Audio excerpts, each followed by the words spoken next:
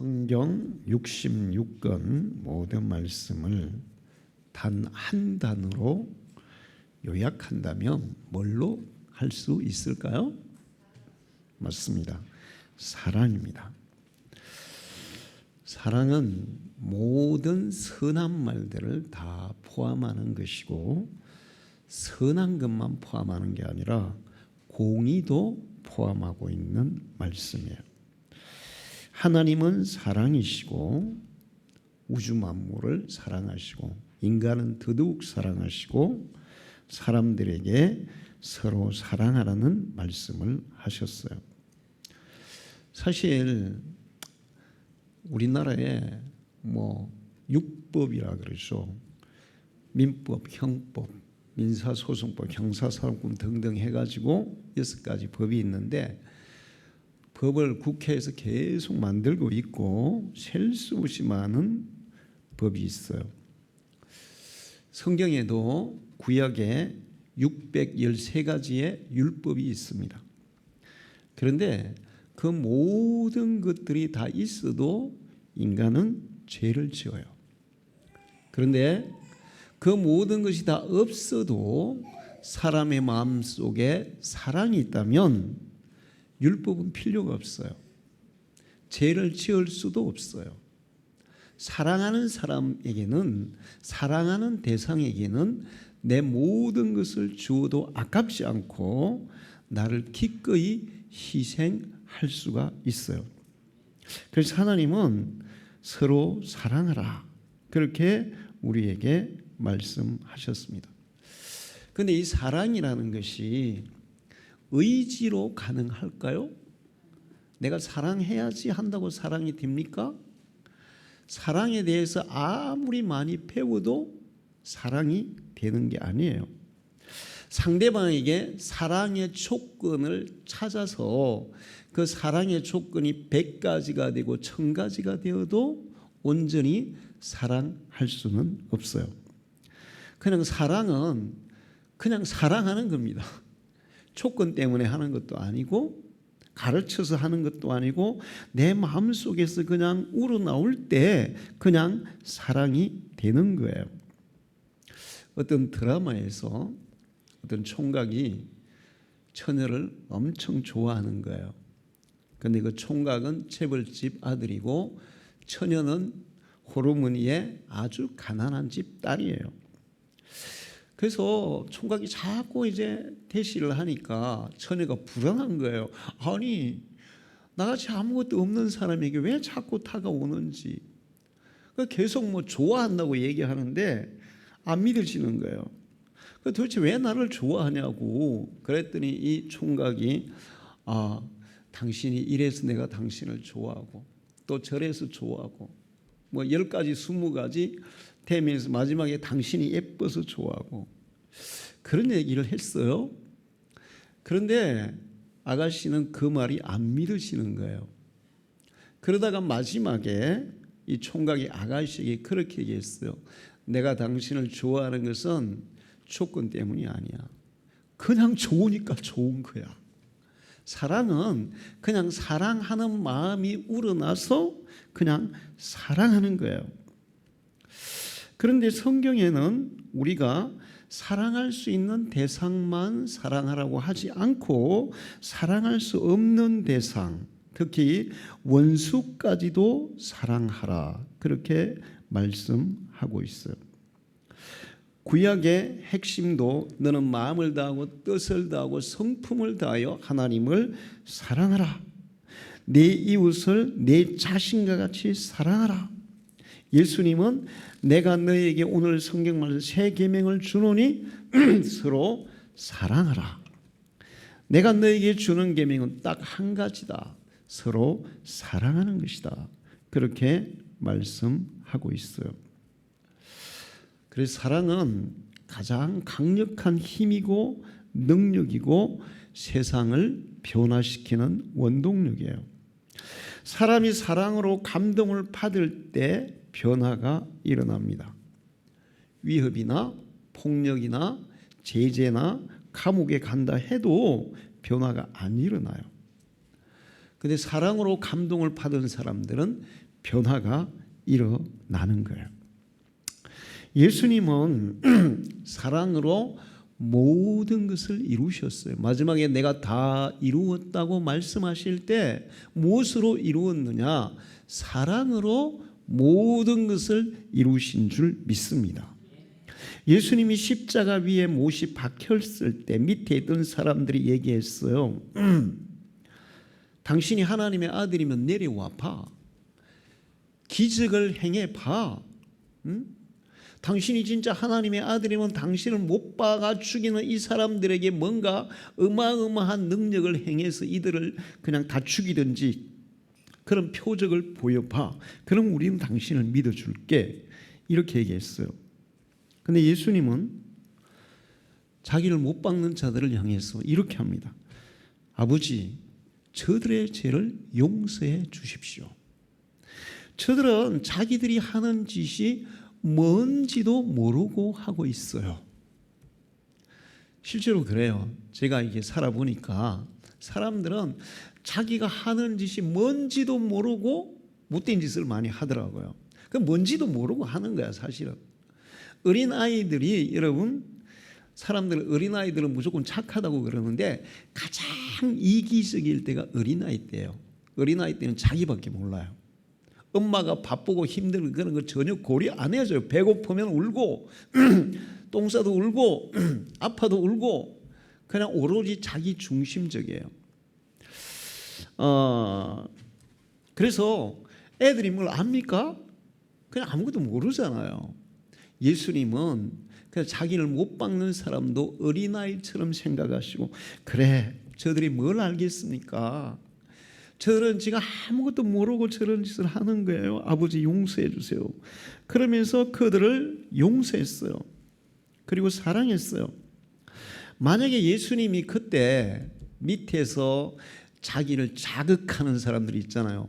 당신이 하나님의 아들이면 내려와 봐. 기적을 행해 봐. 그럼 믿어줄게.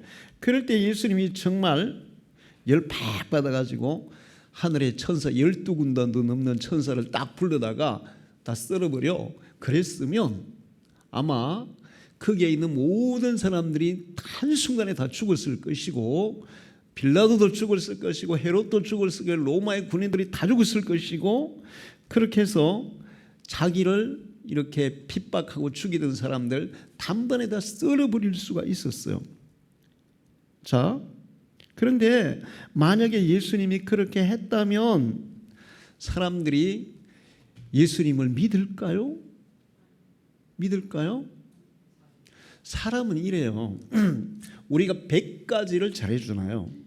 그런데 한 가지를 잘못해주면 99가지, 100가지 잘해준 게 아무 소용이 없어요. 저도 수없이 경험해봤어요. 나는 진심으로 사람들을 섬겨주고 목사님들을 섬겨주고 했는데 그 사람들이 뭘 잘못해요. 그러면 저는 또 이제 잘못한 걸 그냥 넘어갈 수가 없죠. 너 그렇게 하면 잘못한 거야. 고쳐야 돼. 응? 이제 그렇게 하면 내가 잘해준 100가지는 사라지고 내가 한마디 한 그것 때문에 나를 등을 치더라고요. 무서워요. 예수님이 얼마나 많은 기적을 행하고 얼마나 많은 사랑을 베풀어 줬어요. 그런데 십자가 위에서 열 팍 받아가지고 천사들을 시켜서 싹 썰어버렸다. 그러면 아무도 예수 안 믿을 거예요. 아니 무서워서 어떻게 믿겠어요? 괜히 말 한마디 잘못했다가 예수님 앞에 뭐 조금만 잘못했다가 죽으면 어떻게 주님을 믿을 수 있겠어요? 자, 그런데 예수님이 그렇게 해서 마지막까지 자기를 죽이면서 자기를 희생하면서 그 하나님의 사랑을 자기를 죽이는 그 사람들께까지 끝까지 보여주셨어요.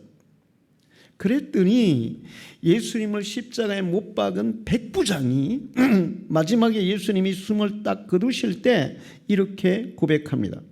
예수를 향하여 섰던 백부장이 그렇게 숨지심을 보고 이르되 이 사람은 진실로 하나님의 아들이었도다. 할렐루야. 예수님이 천사들에게 싹 썰었으면 그 사람들은 구원의 기회도 없어요. 회개할 기회도 없어요. 그 사람들 말고 주위에서 지켜보던 사람도 와 무서워. 아니 자기를 그렇게 핍박하고 죽인다고 다 죽여버리네? 저 사람 어떻게 믿을 수 있겠어? 그런데 예수님이 그 사랑을 자기를 희생시켜서 십자가에 죽어서 사람들에게 보여줄 때 사람들은 감동을 받고 진실로 예수를 믿고 변화가 된 줄로 믿습니다. 손양은 목사님이 제가 고등학교 때 예수를 안 믿을 때인데 학교에서 단체를 하면서요. 사랑의 원자탄이라고 손양은 목사님의 일대기에 대한 영화인데 뭐 문둥병자들의 막 고름을 입으로 빨아내고 내가 목사가 되고 나서 항상 생각했어요. 그분도 목사고 나도 목사인데 문둥병자의 고름을 내가 빨아야 된다면 과연 나는 그거 할 수 있을까? 항상 그게 마음에 걸리더라고요. 다행히 문둥병자가 나 앞에 안 나타나서 다행이라고 난 생각해. 아마 고름을 줄줄 흘리는 문둥병자가 왔는데 야 이거 그냥 보낼 수도 없고 빨아야 되는데 이게 고름을 빨아내줘야 되는데 빨아낼 수도 없고 정말 힘들었을 거다. 그런데 그렇게 하신 그분이 나중에 자기 아들이 죽였어요. 안제슨이라는 청년이 총을 쏴서 아들 둘을 하루아침에 죽여버렸습니다. 여러분 자기 아들을 죽인 원수 인간적으로 어떻게 했어요? 당장에 가서 그냥 도끼로 막 쳐 죽이고 싶을 거 아니에요. 그 자기 큰아버지 손양은 목사님의 형님은 도끼들고 쫓아갔어요. 이놈을 내가 당장에 도끼로 찍어 죽여버리겠다고. 근데 안제선은 그때 군인들에게 잡혀 있었거든요. 아마 실행 못했을 거예요. 근데 이 안 목사님도 손양은 목사님도 군인을 찾아가 가지고 저 우리 아들을 죽인 처럼 사형에 처해 주세요. 이럴 수 있잖아요. 그렇게 했으면 안제선은 사형장의 이슬로 사라졌을 거예요. 그런데 손양은 목사님 정말 그걸 어떻게 해야 될지 간절히 기도합니다. 밤새도록 기도합니다. 그러면서 새벽에 군인을 찾아가요. 자기 아들을 죽인 안제선을 풀어달라 했어요. 아니 사람을 죽인 사람을 풀어줄 수 있어요? 없어요? 못 풀어주죠. 안 됩니다. 얘는 살인자예요. 한두 명 죽인 게 아니에요. 당신 아들만 죽인 게 아니에요. 살인자에 못 풀어줘요. 이제 사형이에요. 그런데 손양은 목사님이 무릎 꿇고 빌어요. 얘를 제발 풀어주세요. 그리고 내가 이 아이를 내 양자로 삼겠습니다.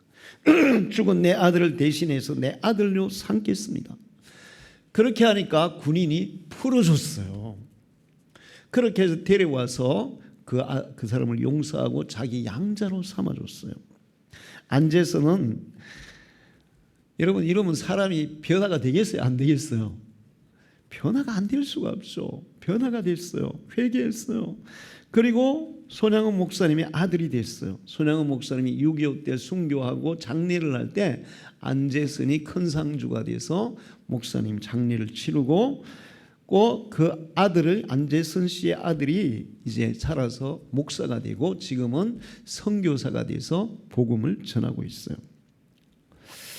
만약에 이 손 목사님이 사랑으로 그를 대하지 않고 그냥 저 죽일 놈 저놈은 사형에 마땅해 사형에 처해 주세요. 그랬으면 사형됐을 거예요. 그러면 안제선은 또 분명히 자기가 손양은 목사의 아들을 둘을 죽였음에도 불구하고 죽을 때 이렇게 할 거예요. 목사가 돼가지고 말이야 예수님은 원수도 사랑하라 그랬는데 어떻게 나를 사형에 처하라고 할 수 있어. 그러면서 또 원망하면서 죽었을 겁니다. 인간은 그래요 다. 근데 그를 사랑하고 받아줬기 때문에 변해서 새 사람이 된 거예요. 하나님은 이런 것을 알고 있었어요. 그래서 우리를 향해서 사랑하라. 사랑이 이기는 것이다. 사랑하는 순간에 지는 것 같아도 사랑의 결과는 최후 승리다. 할렐루야. 최고의 승리는 사랑이다. 우리도 사랑으로 이기기를 축원합니다. 지난주에 우리 누나가 교회를 왔었죠. 처음으로 교회를 왔어요. 그 이번 주에 제가 우리 누나하고 통화를 하는데 나도 이제 꼭 빨리 교회 갈 거다. 우리 아들들, 우리 아들, 딸 반드시 데리고 교회 갈 거다. 그러면서 이제 교회 간다요. 그 주간에 무슨 일이 있었냐?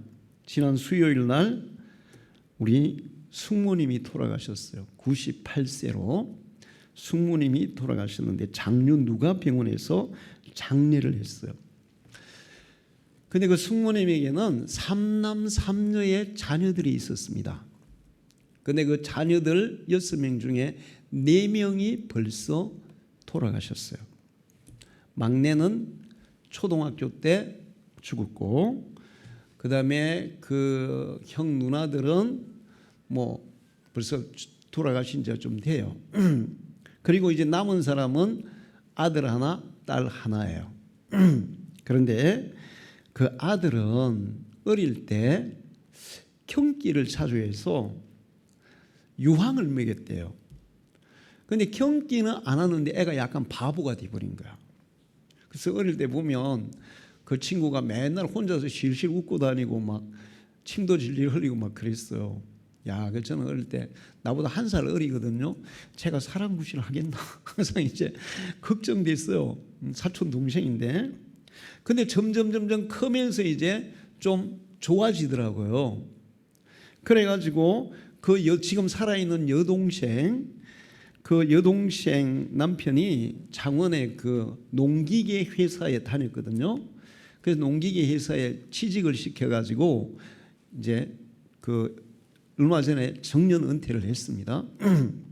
그래서 숙모가 돌아가셨는데 걱정이 되는 거예요. 야, 이 좀 모자라는 동생이 과연 혼자서 이 장례를 할 수 있을까? 그리고 이제 그 여동생이 있잖아요. 여동생이 그럼 도와서 할 수 있잖아요. 근데 여기 문제가 있어요. 이 여동생은 숙모의 친딸이 아니에요. 그러니까 숙모는 일종의 계모입니다. 계모.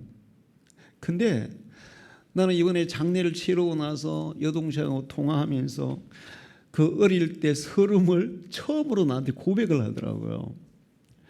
아, 지가 그때 어릴 때 사실 뭐 나한테 얘기를 했어도 내가 큰 도움은 안 됐겠지만, 그런데 어릴 때 자기가 구박당한 거, 자기 친딸이 아니니까 구박당을 얘기하는데, 와, 어떻게 사람이 그럴 수가 있어? 진짜 그렇게 느낄 정도로 구박을 많이 받았어요. 그러니까 이 여동생은 우리 숙모에 대해서 어떤 마음이겠어요? 항상 원망하는 마음, 미워하는 마음이 항상 많았어. 자, 그런데 이 여동생이 창원에 있는 가음중교회를 다녀요. 근데 이번에 제가 이제 조문을 갔더니 내가 장례를 해야 되나? 나 이런 생각하고 갔어요. 그런데 가니까 모든 장례를 가음정교회에서 다 해준다 그러더라고요. 담임 목사님이 바뀐 지 일주일 된 거예요. 일주일. 그 새 담임 목사님이 와가지고 첫 번째 하는 행사가 우리 숙모 장례 치르는 거였어요. 그런데 가음정교회 신자들이 거의 다 왔대, 거기에. 그리고 뭐 부목사들이 수시로 와가지고 막 예배 드려주고 그다음에 막 다 와서 했는데, 야, 그거 어떻게 그렇게 많이 와서 그랬더니, 오빠 내가 교회 다니면서 지금 이 교회 나간 지 거의 40년 됐는데 내가 교회 성도들의 대소사에는 빠진 일이 없어. 장례식, 결혼식, 아이들 돌잔치도 내가 안 빠졌다니까. 그러니까 장로님 가족이 돌아갔을 때보다 더 많은 성도들이 왔더라는 거예요. 그래가지고 장례를 아주 성대하게 잘 치렀어요. 자, 저는 이제 두 가지를 느꼈어요. 이 숙모님이 예수를 안 믿었죠. 그런데 우리 어머니가 맏동서예요. 우리 어머니가 장손의 맏동서예요. 그래서 제가 예수를 믿으니까 우리 어머니가 먼저 예수를 믿었어요. 그래서 교회를 다녔죠. 그런데 우리 숙모님은 우리 어머니한테 뭐 대들 수 있는 군번도 아니고 그런 여건이 안 돼요. 그런데 항상 이제 약간 우리 어머니한테 시기 질투심은 있었던 거예요. 이제 왜 그런가 하면 집안에서 항상 우리 어머니가 이제 맏며느리니까 그 맏며느리를 인정해 주고, 그래도 또 이제 우리 자녀들도 우리 집안에서 우리 어머니 아이들이 조금 더 잘 되는 것 같고, 그래서 항상 시기 질투심이 있었는데 다른 걸로는 우리 어머니한테 못 대드는데 예수 믿는 거 가지고 대드는 거야. 이제 교회 가는 거 가지고 이제 핍박을 하는 거예요. 그러다가 어느 날 우리 숙모가 우리 어머니한테 그랬대요. 내가 평생 열심히 절에 다니고 열심히 조상 제사 지내고 열심히 굿도 하고 그렇게 했는데 내 인생에 좋은 거는 하나도 없고 저주만 받았어요. 왜 그런가 하면 벌써 그때 큰아들 정말 기대하고 그 애지중지를 키우던 큰아들이 재산 다 까먹고 죽었거든. 그리고 막내 아들은 일찍 죽었고, 그리고 얼마 안 있다가 또 큰딸도 죽고 둘째 딸도 죽고. 그래서 하는 얘기가 나도 이제 형님 따라 교회 가서 예수 믿을래요. 그래서 그때부터 교회를 나오신 거예요.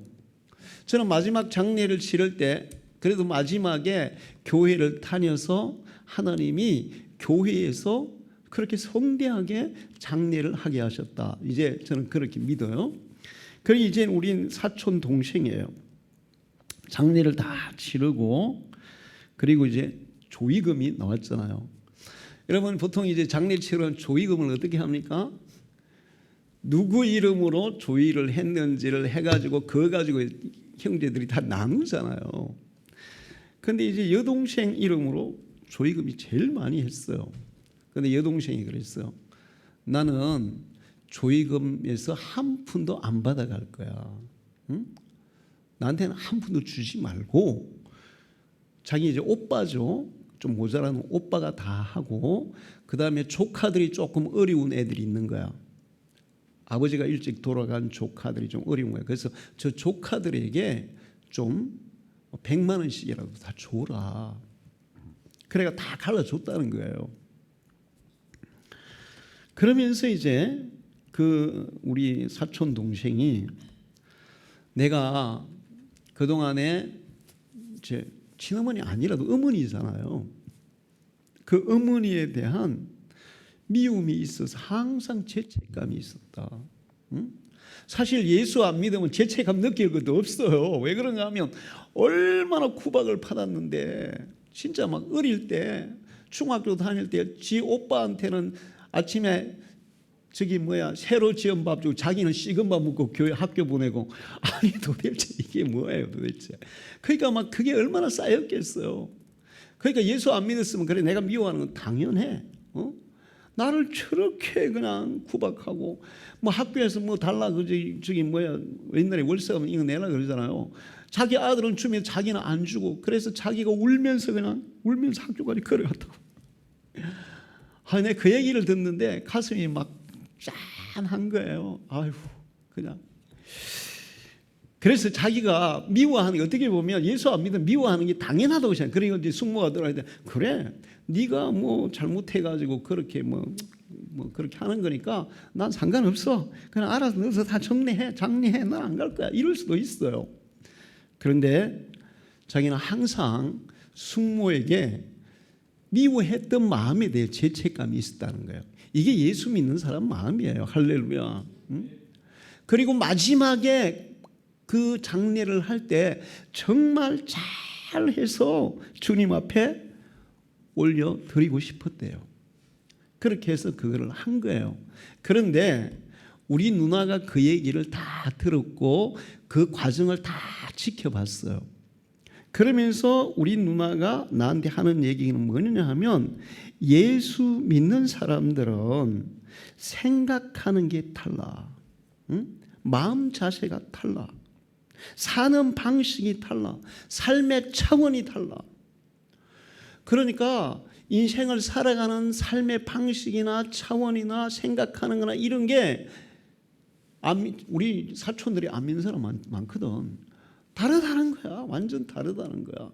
그리고 그 자녀들을 보면 예수를 믿는 집안의 자녀들이 안 믿는 집안의 자녀들보다 조금 더 위에서 살아간다는 거예요.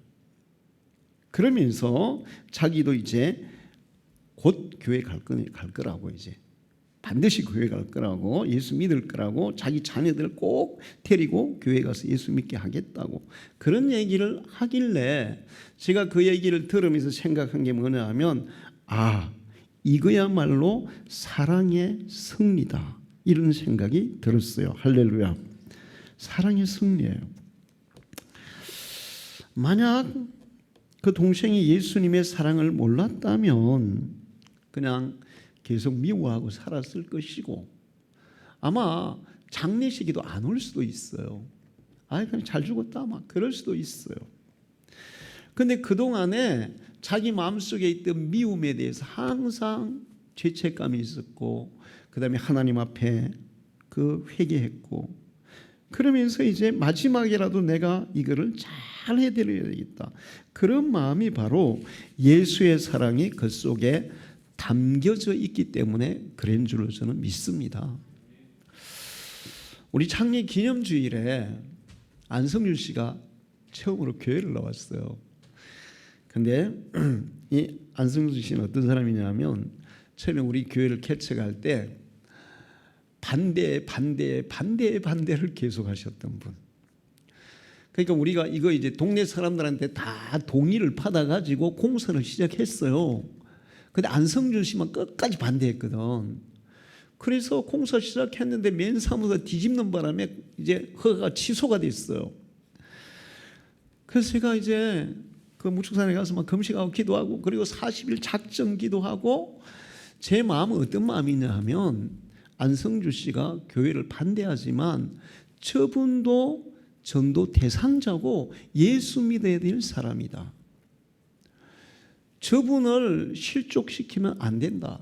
그래서 끝까지 기도하고 설득했어요. 그리고 마지막 40일 작정기도 마지막 날 그분이 동의서에 도장을 찍었단 말이에요. 할렐루야. 자, 저는 그분이 그냥 배제하고 그냥 막 그렇게 막 하면은 그냥 막 확 무시하고 할 수도 있는데, 그렇게 하면 그 영혼을 잃어버릴까봐. 그래서 이제 그냥 그렇게 정말 힘들었지만, 정말 많은 인내가 필요했지만 그렇게 동의를 받았죠. 그래서 이제 교회를 지었는데, 우리가 3층 지을 때 있잖아요. 또 찾아와서 난리 치는 거예요. 절대로 안 된다부터 해가지고 막 때려 부신다부터 해가지고. 근데 우리 집사람이, 당신은 이거 일을 해야 되니까 내가 가서 기도할게. 그리고는 그 감림산 기도원에 가서 6일 동안 기도를 했어요.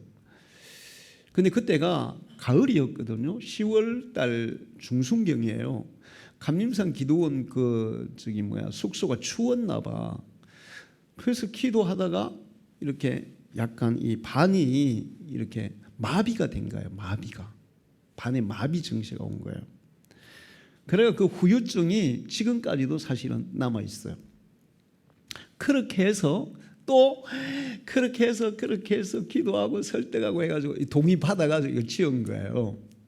그 이후로도 그분은 여기 뒤에 무덤이 있거든.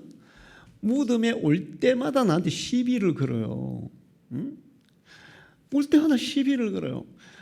그래서 나는 이제 그분이 이제 무덤에 올 때가 되면 난 도망갑니다. 아예. 제가 왜 도망갈까요? 인간적으로 무서워서 도망갈까요? 솔직히 힘으로 하나, 말로 하나, 뭘로 해도 그분은 나한테 게임이 안 돼요. 한 방에 끝낼 수도 있어요. 제가 뭐 말로 지겠습니까? 힘으로 지겠습니까? 뭘로 지겠습니까? 근데 내가 이기면 그분은 지옥 간단 말이에요. 그래서 그냥 부딪히면 또 막 함부로 하면 또 내가 혹시나 성질 올라올까봐 그냥 아예 내가 피했어요. 나 예수님이 옛날에 예수님 핍박할 때 예수님 피했다 그랬잖아요. 그 심정을 이해한다니까. 왜 피했는지. 예수님이 무서워서 피했겠어요? 피했어요. 그렇게 살아왔는데 2년 전에 제가 그래서 평소에 저는 안성준 씨 보는 게 겁나서 창립기념주일 할 때 초청장도 안 줬습니다. 혹시나 또 이거 초청장 줬다가 주일날 그 창립기념주일 행사할 때 와가지고 또 막 난리치면 어떡하나 이런 그런 이제 기우죠 생각도 있었고, 근데 2년 전에 제가 초청장을 주니까 이분이 초청해 줘서 감사하다더라고요. 놀랬어요 저는. 그래서 꼭 온다 했는데 그때 무슨 일이 생겨 못 한 거야. 그래서 이제 작년에도 초청을 했는데 작년에 못 왔고 올해 이제 초청하니까 올해 온다더라고요. 그래 그분이 올해 오신 거예요. 전 너무 감사하고 너무 기쁘고 그랬습니다. 드디어 기회는 왔다. 이제 기회는 왔다. 그래서 그 다음 주부터 목요일 날 그 집에 찾아갔어요. 집사람하고 지금 2주를 찾아갔는데 그 부인이 몸이 아주 안 좋으세요. 제가 맥을 잡아보니까 맥도 아주 안 좋고 파킨슨 병에다가 세상에 안성준 씨가 나한테 약을 보이는 약이 한 50알은 되는 것 같아. 와, 밥보다 약을 더 많이 먹더라고. 그래가지고 허리가 이렇게 꼬부라져가지고 서지도 못해요. 그래서 이제 갔더니 기꺼이 들어오라더라고요. 들어오라 해서 그 부인하고 우리는 좀 보고 싶은데 그랬더니 그거 만나면 좋다 그러더라고요. 만나라더라고요. 그래서 만나가지고 그 부인한테 얘기를 하고 또 그 하소연도 들어주고 안성준 씨 하소연도 듣고, 그리고 나서 제가 마지막에 이제 안수하고 기도했어요. 옛날 같으면 오지마 이렇게 했을 것이고 기도 안 되면 기도하지마 이렇게 했을 건데 그냥 순순히 그냥 다 받아들이시더라고요. 그리고 이제 지난주에 2번째 가서 기도했어요. 제가 기도하면서 느낀 게 뭔지 아세요? 이 마을에 와서 내가 최고로 승리한 일은 바로 이 일이다. 할렐루야. 바로 이 일이다. 응? 뭐 교회를 짓고 뭐 이렇게 뭘 하고 뭐 일을 하고 그런 게 아니라 정말 안성준 씨가 그래도 같이 기도에 이렇게 기도를 하고 다음 주에 또 오겠습니다. 또 오세요. 또 오세요. 그 부인은 있잖아요. 예수 믿을 마음이 엄청 많아요. 그래서 이제 그 복음을 전해서 영접시키려고 그러는데, 그러면서 제가 기도하면서 느낀 게 내가 이 사촌에 와가지고 그동안에 정말 눈에 보이는 결실은 많지 않았지만 진짜 승리가 바로 이것이구나. 할렐루야. 근데 그것이 만약에 제가 그동안에 막 그분이 그렇게 한다고 막 말로 이기고 막 힘으로 이기고 막 그냥 엎어치기 해버리고 막 그랬으면 어떻게 됐을까요? 원수가 됐겠죠. 나하고만 원수가 아니라 하나님과도 원수가 됐을 거예요. 그렇게 했다면 그 어떤 목사가 와서 어떤 성도가 가서 전도해도 그런 절대로 안 받아들일 거예요. 그동안에 저는 정말 힘들었습니다. 어떨 때는 약간 노이로제 정신이 있을 때가 있었어요. 저분이 막 이렇게만 지나가면 벌초한다고 오고 가끔 한 번씩 오거든. 그러면 막 폼에 시비니까 또 시비 걸면 어떡하지? 노이로제 정신도 생길 정도였어. 그런데 잘 참아줬다. 응? 잘 견뎌줬다. 그리고 그것은 주님의 사랑으로 그렇게 한 거였어요. 할렐루야. 그래서 하나님은 우리에게 서로 사랑하라. 서로 사랑하라. 사랑이 승리다. 사랑이 최후의 승리다. 그렇게 가르쳐 주고 있습니다. 근데 이 사랑이라는 게 노력한다고 되지 않잖아요. 응? 내 의지로 사랑해야지 한다고 되는 것도 아니에요. 사랑의 조건이 많다고 진심으로 사랑할 수 있는 것도 아니에요. 요즘 젊은 청년들이 괴로운 대상자들을 고를 때 조건들을 막 보죠. 돈도 잘 버나? 직장이 좋나? 집안이 좀 그래도 부자인가? 인물이 잘생겼나? 학교는 뭐 좋은 데 나왔나? 이런 것들을 이제 조건을 가지고 사랑하려고 그러는데 조건으로 사랑하면 실패하는 거예요. 그냥 상대방이 무조건 사랑해서 해야 성공하는 거예요. 할렐루야. 사랑은 그냥 되는 거예요. 마음속에서 그냥 우러나오는 거예요. 도대체 그러면 그런 사랑을 우리가 해야 되는데 우리가 어떻게 그런 사랑을 할 수 있느냐? 오늘 성경 말씀이 그 해답을 주고 있어요. 하나님이 아무리 우리에게 서로 사랑해라, 사랑해라 이렇게 얘기해도 사랑할 수 없어요. 여러분, 아내는 남편을 사랑하고 남편도 아내를 사랑하고 부모는 자녀를 사랑하고 자녀는 부모를 사랑해야 돼요. 그런데 알고는 있는데 그게 됩니까? 안 되잖아요. 안다고 되는 게 아니에요. 그냥 마음에서 우러나와야 되는 거예요. 그래서 예수님이 우리에게 서로 사랑하라 하면서 어떻게 우리가 서로 사랑할 수 있는지를 가르쳐주는 게 오늘 성경 말씀이에요. 내가 너희를 사랑한 것처럼, 무슨 얘기냐? 예수 그리스도의 사랑을 먼저 경험해 봐야 마음에서 사랑이 나온다는 겁니다. 할렐루야. 하나님의 사랑, 예수 그리스도의 사랑, 자기를 희생하며 자기를 죽이면서까지 죄인인 나를 사랑하고 용서하고 받아주시는 그 사랑을 가슴으로 느끼고 경험한 사람은 그냥 사랑이 나오는 거예요. 할렐루야. 사랑을 받아본 사람이 사랑을 하죠. 일반적으로 부모의 사랑을 많이 받은 사람들은 다른 사람도 좀 사랑할 수 있는 그런 있어요. 그런 게. 사랑을 못 받은 사람은 사랑을 못 해.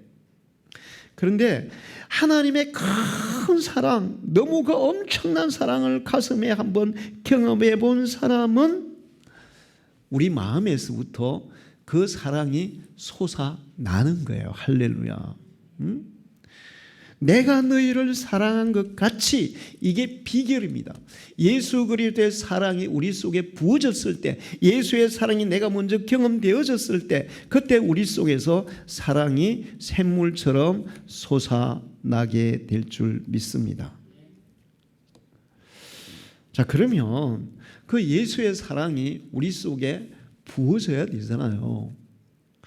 그런데 이제 우리가 이제 정말 예수를 영접하고 순간적으로 예수의 사랑을 가슴으로 막 느꼈어. 그 사랑이 너무 감사하고 감격하고 막 사랑으로 충만했어. 그런데 세상에 나가서 살면 어때요? 사람들이 나에게 사랑을 공급합니까? 내 속에 있는 사랑을 파괴합니까? 파괴하죠. 막 말로 파괴하고 온갖 강교한 방법으로 파괴하고, 내 사랑하고 싶은데, 사랑해 주고 싶은데 그 사람이 계속 나를 막 자꾸 공격해서 내 사랑을 파괴한단 말이에요. 그러면 일주일 동안 세상에서 살다 보면 주일날 와서 사랑으로 채웠는데 가서 그게 또 이제 막 파괴돼 가지고 막 뜯겨져 나가고, 그래서 사랑이 점점 메말라가. 그럼 어떻게 해야 되겠어요? 그래서 교회가 필요한 거야. 할렐루야. 우리가 차를 타면 기름이 떨어지면 어디로 갑니까? 주유소 가야 돼요. 주유소 가서 뭐 해요?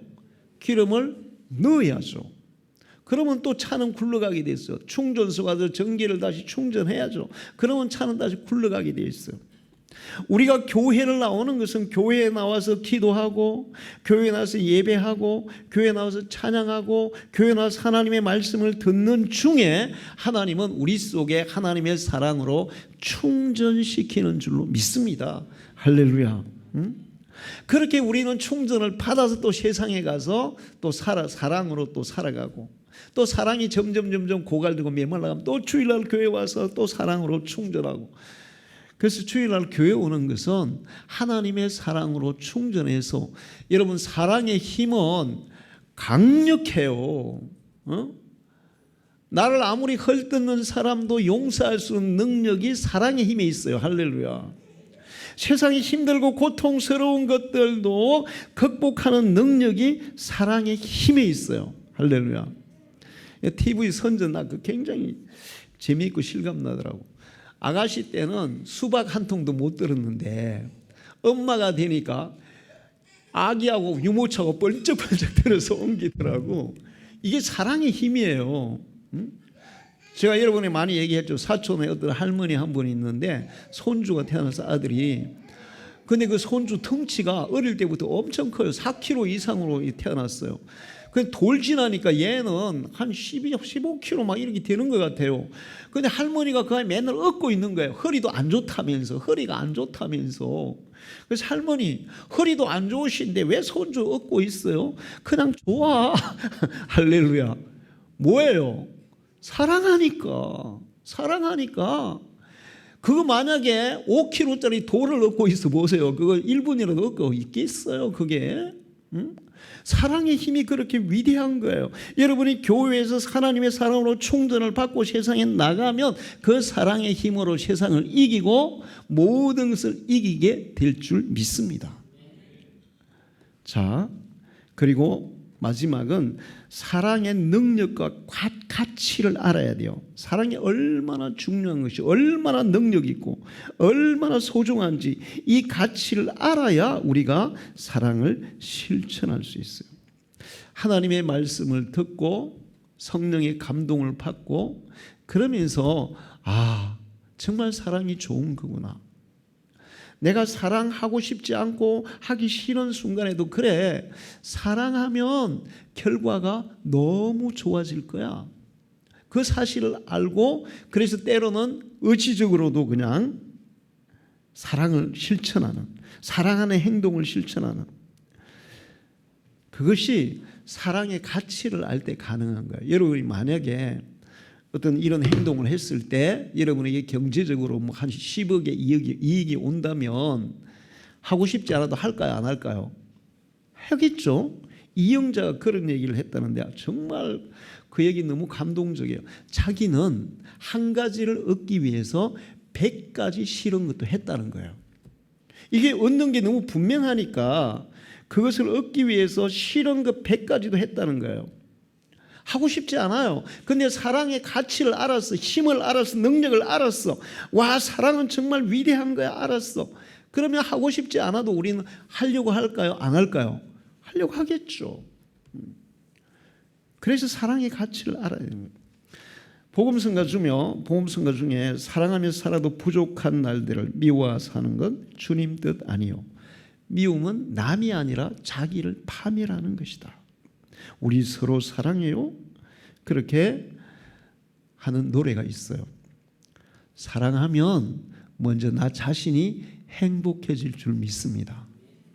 나와 관계되는 사람도 행복해질 줄 믿습니다.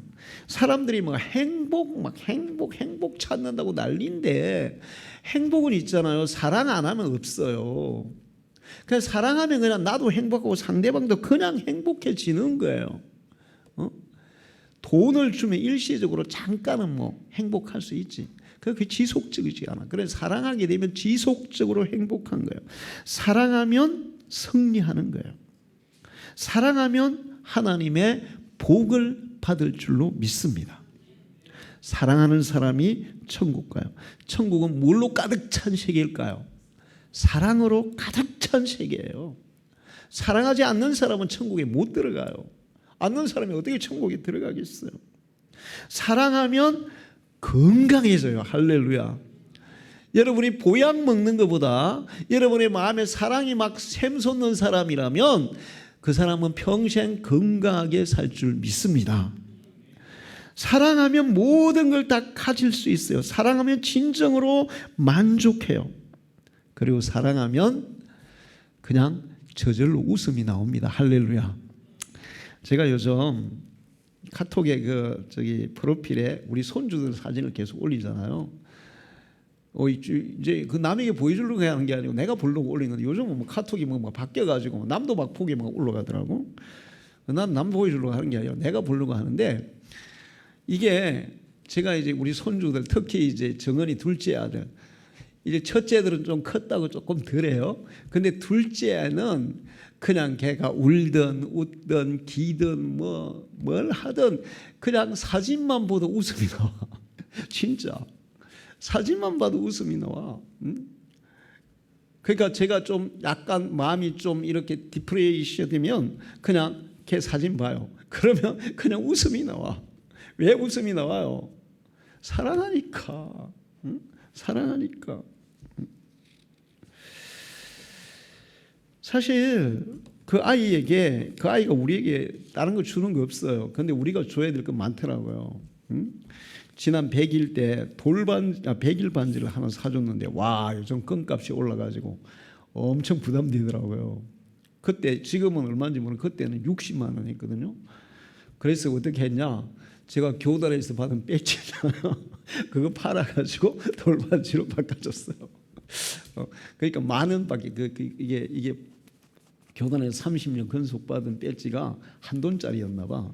그래서 그거 교체하는 비용 만 원만 주고 반지를 하나 사줬어요. 그런데 그렇게 해줘도 그냥 좋아, 기뻐, 즐거워, 내 돈 나가는데도 좋아. 왜? 사랑하니까. 그러니까 여러분이 진짜 기쁘고 즐거고 행복하려면 여러분 속에 사랑이 있어야 돼요. 그 세상에서 얻을 수 있는 게 아니에요. 노력한다고 되는 것도 아니에요. 결심한다고 되는 것도 아니에요. 하나님의 사랑이, 예수 그리스도의 사랑이 우리에게 부어질 때 우리 속에서 사랑이 샘물처럼 솟아날 줄 믿습니다. 그래서 예수님이 서로 사랑하라. 그런데 내가 너희를 사랑한 것처럼 너희가 내 사랑을 알고 내 사랑을 먹어보고 내 사랑을 경험해 보면 너희 속에서 그 사랑이 우러날 것이야. 그리고 그 사랑으로 서로 사랑하라. 그렇게 말씀하고 있어요. 주일은 사랑을 충전하는 시간이라는 사실을 기억하시고 하나님 앞에 나와서 날마다 사랑을 충전해서 사랑으로 승리하는 여러분 되기를 축원합니다. 우리 찬양 한 장 부르고 기도하겠습니다. 예수 나의 좋은 치료자.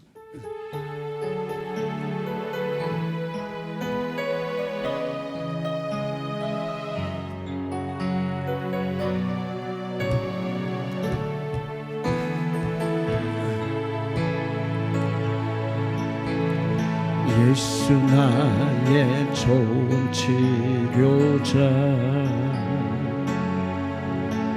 그의 눈이 머무는 곳은 나의 슬픔과 고통, 고개 들어 그의 눈을 볼 때에 난 알았네. 예수 나의 좋은 치료자.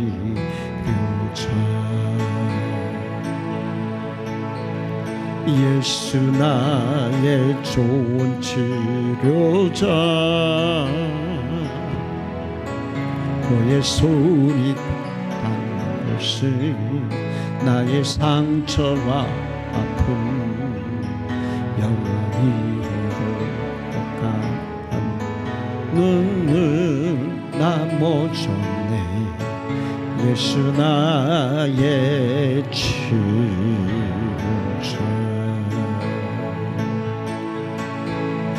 나 노래하리라. 천한 나를 돌아보시 그새 주를 찬양해. 하늘 닿는 곳까지 내 손 들리라. 예수 나의 치료자. 나 노래하리라. 나 노래하리라. 천한 나를 돌아보시 그새 주를 찬양해. 하늘 닿는 곳까지 내 손 들리라. 예수 나의 치료자.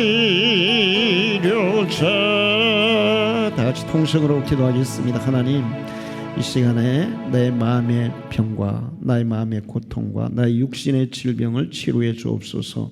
아픈 곳에 손을 얹으시고 기도하시길 바라고, 그리고 우리 특별히 구연숙 성도님 하나님이 속히 치료해 달라고, 예수의 능력으로 모든 암시포가 사라지고 깨끗하게 회복돼서 하나님을 예배하며 하나님의 은혜로 살아가게 해달라고 우리 주여 한번 부르고 기도하겠습니다.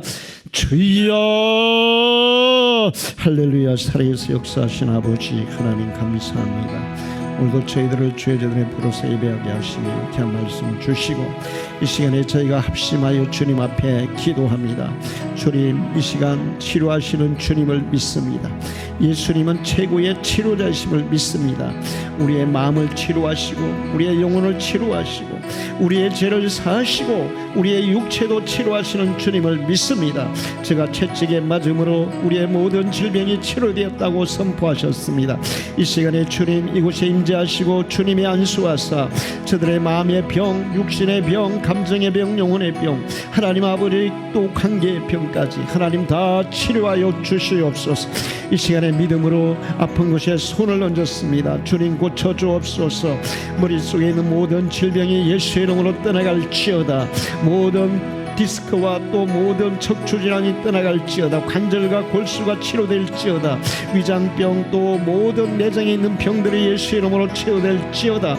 이 시간에 고쳐주셔서 건강하게 만들어주시고 하나님의 능력을 체험하게 하시고 아버지 하나님을 찬양하게 하시고 감사하게 하시고 아버지의 주시는 새 힘으로 강건한 삶을 살게 해주시옵소서.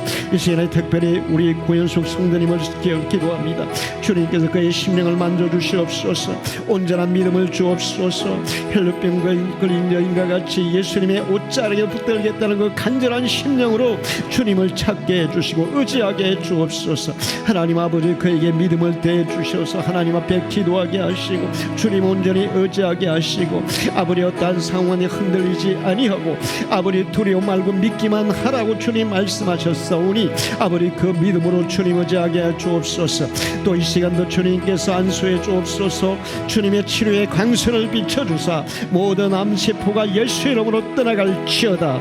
그의 몸에 퍼져있는 모든 암세포 주님께서 치료하실 때 아무것도 아닌 줄로 믿습니다. 이 시간에 주님이 고쳐주시옵소서. 영육간에 깨끗하게 고쳐주옵소서. 뱃속에 있는 암세포까지 예수의 이름으로 떠나갈지어다. 하나님 아버지 강건하고 깨끗하게 치료하사 영육간에 강건한 삶을 살게 하시고 정말 하나님 앞에 예배하며 하나님 주시는 은혜와 복을 누리며 살아가게 하시고 아버지 하나님 앞으로 남은 인생이 많이 있습니다. 하나님 붙잡아 주셔서 그에게 아버지 새 생명의 아버지 삶을 허락하여 주시옵소서. 희생애를 고치사 그에게 새 생명의 삶을 주신 것처럼 그에게도 새 생명의 기회를 허락해 주시옵기를 원합니다. 하나님의 역사와 영광 온전히 나타내 주시옵소서. 예수님의 이름으로 기도하옵나이다.